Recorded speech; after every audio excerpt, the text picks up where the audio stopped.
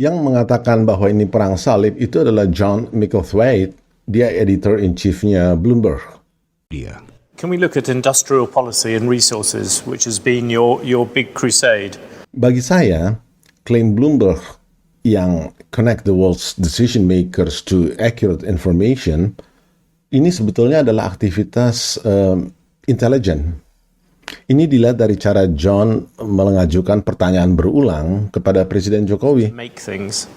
And so just to be clear, ferronickel and pig iron, they will be the next ones to be stopped exported. So people have to use them here. Dia kira Jokowi tidak paham. Untung yang diwawancara adalah Presiden Jokowi yang bijaksana. Kalau itu si Chapmek, cerita pasti lain. Baru kamu nanya. Ente kadang-kadang ente ya.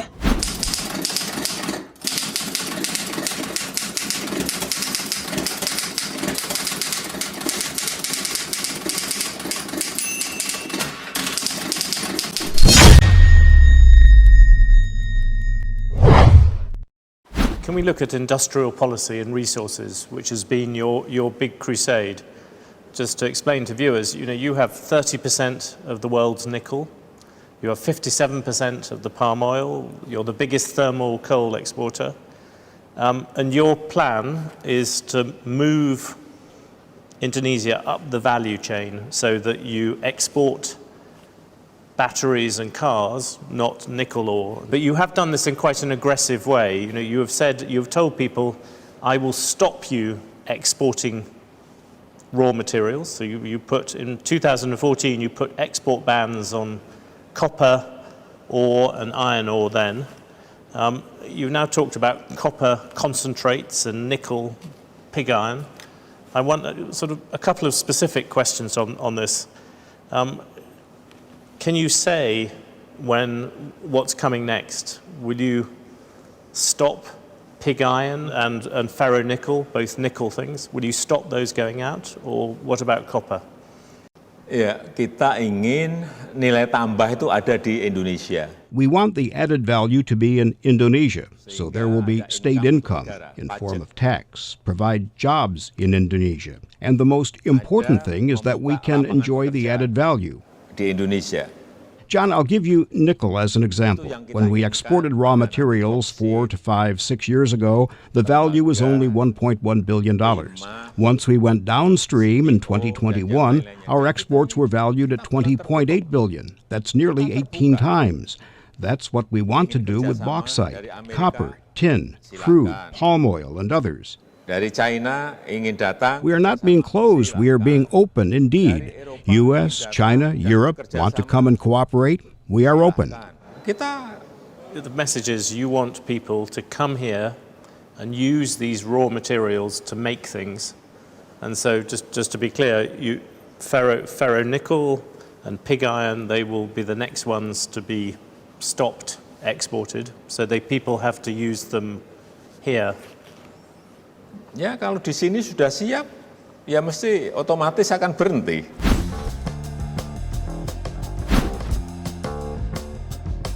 Terkait kebijakan larangan ekspor biji nikel sejak awal 2020, Indonesia baru-baru ini kalah dalam gugatan Uni Eropa di DSB, Dispute Settlement Body.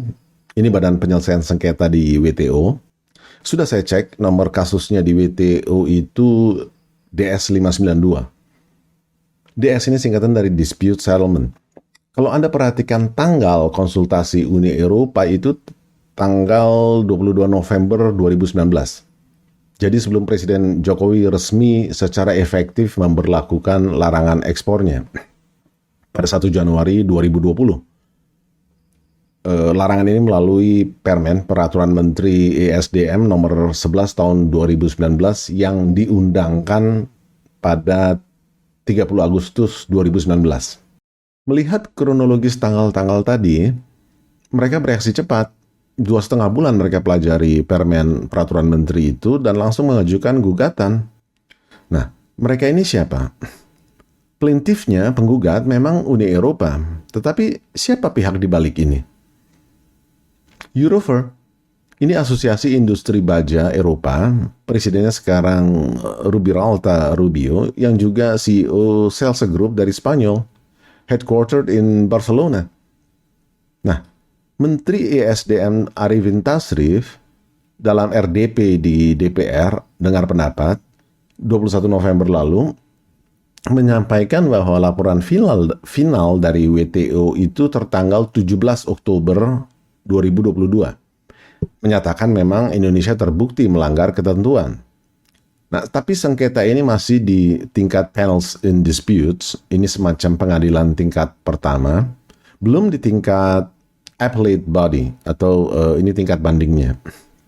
Artinya keputusan panels ini belum mengikat, non-binding, dan karena itu Indonesia merencanakan akan mengajukan banding ke appellate body kemudian di WTO. Kebetulan sewaktu misi di Kadin antara 2005-2007 saya pernah menangani International Trade Desk yang diperbantukan ke Kementerian Perdagangan. Waktu itu Mendaknya adalah Ibu Mari Pangestu. Beliau sekarang di The World Bank. Jadi saya sedikit paham soal ini. Dari yang sejauh bisa saya pahami, argumen kita ditolak di tingkat panels itu karena kita mengajukan conflicting justifications. Ada yang bertentangan justifikasinya antara artikel 11.1 GATT 1994 versus artikel 11.2a dan 20D GATT 1994. Ini sudah teknis hukum perdagangan internasional di WTO dan kita nggak perlu ribet soal ini. GATT ini adalah kepanjangan dari General Agreement on Tariff and Trade dan merupakan perjanjian multilateral yang menentukan aturan-aturan bagi pelaksanaan perdagangan internasional sebagai hasil dari apa yang disebut dengan putaran Uruguay atau Uruguay Round pada tahun 1994. Nah, GATT inilah yang menjadi embrio lahirnya WTO pada 1 Januari 1995.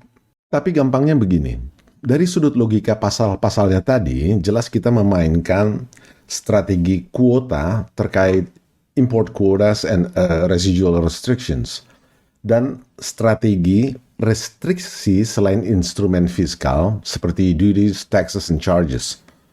Namun dari sudut argumentasinya, kedua pasal tadi dikaitkan dengan keterbatasan cadangan nikel nasional dan penerapan good mining practices. Kalau Anda cermati, ini kan artinya adalah isu lingkungan, isu keberlanjutan alam, green issues, sebagaimana yang jadi keberatan Uni Eropa selama ini terhadap produk-produk kelapa sawit kita, yang mereka hubungkan dengan konservasi hutan versus pembukaan lahan untuk perkebunan sawit. Lah, kok sekarang mereka protes kalau dalam eksplorasi nikel kita menerapkan prinsip-prinsip yang justru menjadi concern mereka di urusan kelapa sawit. Saya terus terang tidak mengamati sampai sejauh mana aturan-aturan GATT yang dibuat tahun 1994 ini telah mengakomodasi green issues yang semakin menjadi keprihatinan dunia dalam dekade terakhir. Tetapi dari tahun 94 sampai 2022 sekarang itu kan ada selang waktu 28 tahun lamanya, di mana perkembangan dunia termasuk isu lingkungan kebanyakan sudah diakomodasi ke dalam berbagai kesepakatan tata aturan dunia. Sekarang ini dalam konteks perdagangan internasional, pembatasan ekspor demi menjaga kelestarian lingkungan hidup itu bisa dibenarkan untuk dilakukan oleh suatu negara. Isu yang disoroti dalam Leaders Declarations antara G20 Summit yang pertama kali diadakan di Washington DC tahun 2008 jelas berbeda dengan G20 Summit ke-17 di Bali kemarin itu, di mana poin 3 yang terkait dengan energy transition dan poin keempat yang terkait dengan land degradation jelas merupakan green issues. Dan saya kira hal ini terkait dengan legal strategy para lawyers kita di WTO. Sekalipun nanti di tingkat banding pun kita kalah. Green issues ini masih akan menjadi concern dunia dalam dekade-dekade mendatang. Jadi, strategi para lawyers kita di WTO itu cerdas. Ini bisa menjadi permainan legal dispute jangka panjang.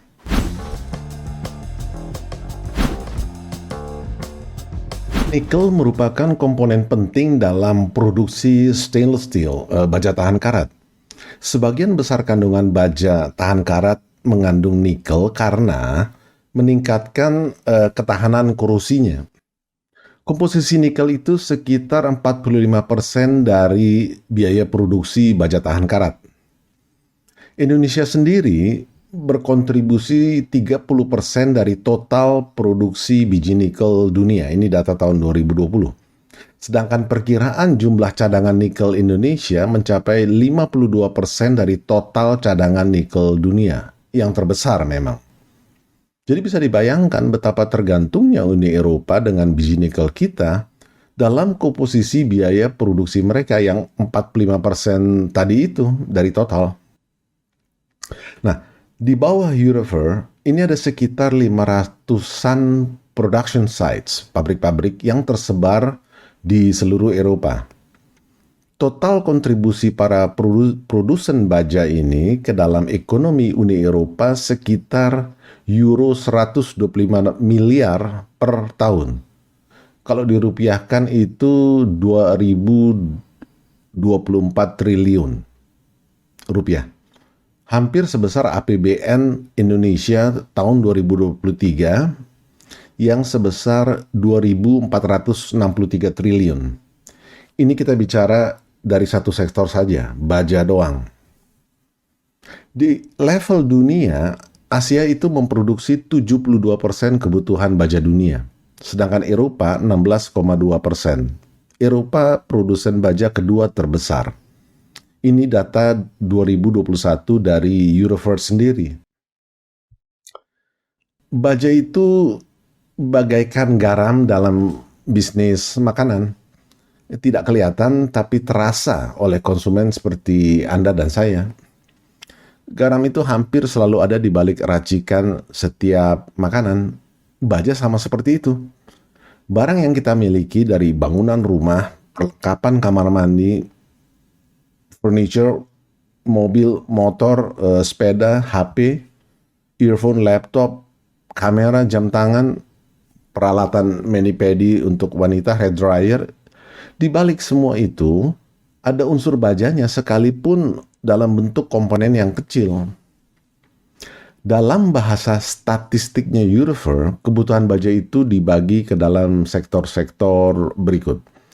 Sektor konstruksi itu 37% dari total konsumsinya. Otomotif 16%. Mechanical engineering 15%, metalware 14%, dan seterusnya. Anda bisa lihat sendiri di layar. Jadi, baja itu tulang punggung industri. Suatu negara dengan teknologi maju atau negara berkembang yang agresif menjadi negara maju harus memiliki industri baja dalam negeri yang kuat. Ini hal yang niscaya.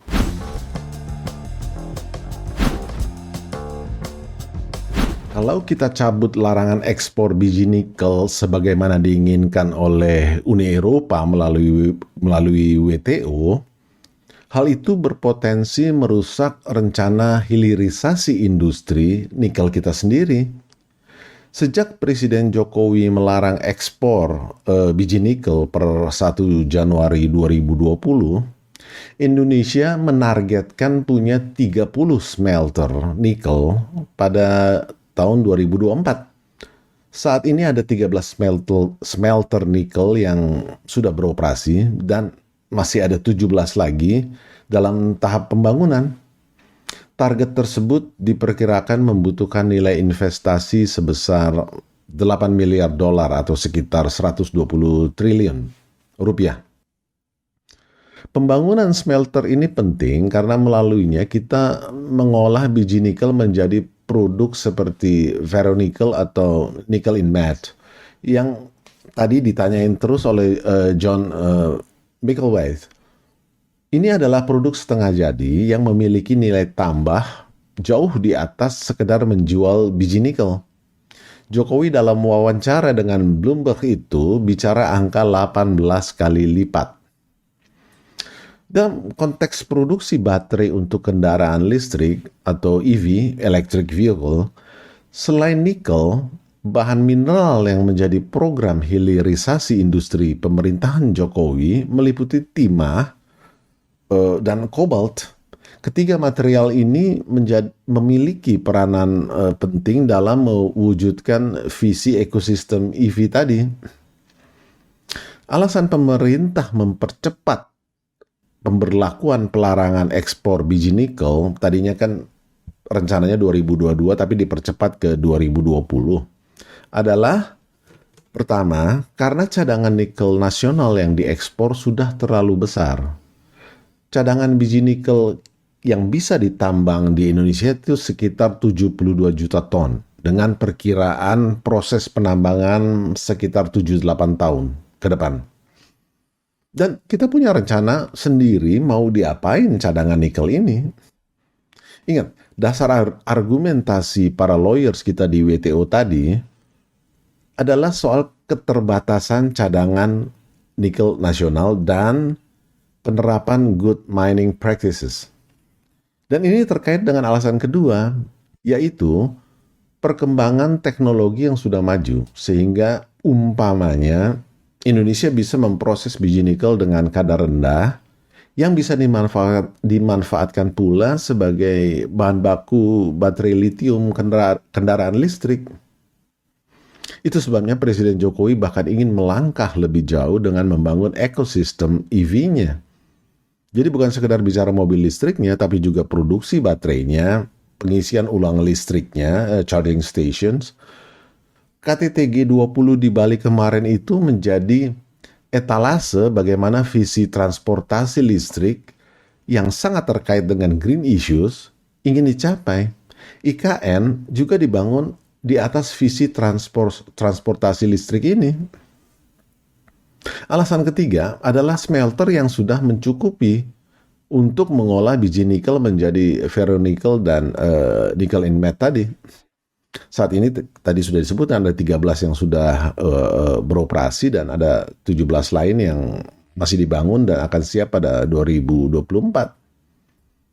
Intinya kita mau pakai cadangan nikel kita sesuai dengan rencana kita sendiri yang tetap terbuka untuk kerjasama dalam bentuk-bentuk baru, bukan bentuk lama yang sekedar jualan bahan mentah.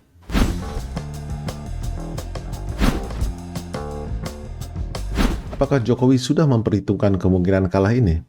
Sudah.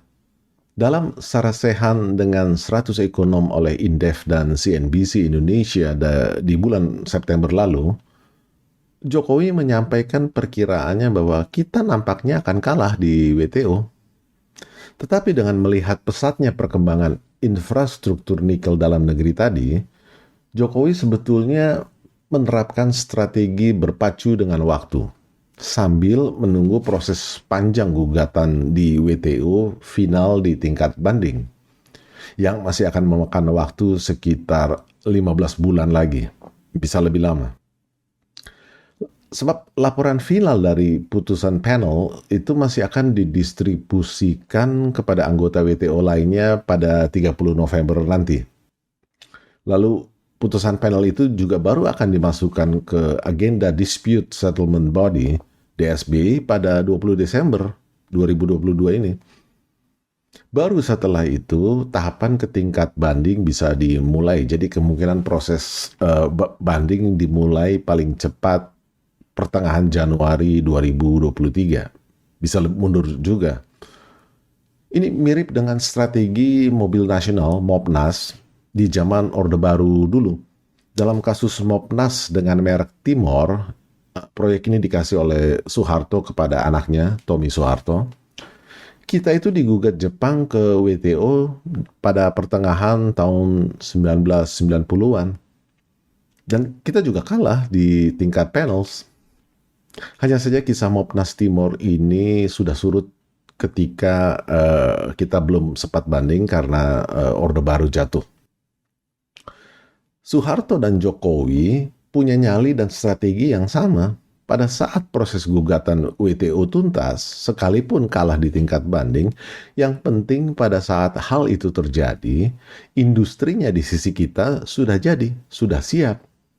Dalam hal ini industri hilirnya. Ini yang pertama. Yang kedua, terkait pertanyaan apa risikonya kalau kita kalah di tingkat banding WTO? Ada dua konsekuensi. Satu, wajib membayar kompensasi kerugian yang ditimbulkan kepada Uni Eropa yang ditimbulkan dari kebijakan larangan ekspor tadi. Atau dua, menghadapi tindakan retaliasi pembalasan dari Uni Eropa, entah dalam bentuk larangan masuk komoditas lain kita, entah dalam bentuk instrumen fiskal. Jokowi takut? Tidak. Saya akan tunjukkan bagaimana Jokowi justru sedang all out mempersiapkan perang total, bukan hanya soal nikel, tapi juga soal komoditas tambang lainnya. Begitu kita bilang stop nikel, stop ekspor bahan mentah nikel, ya kita digugat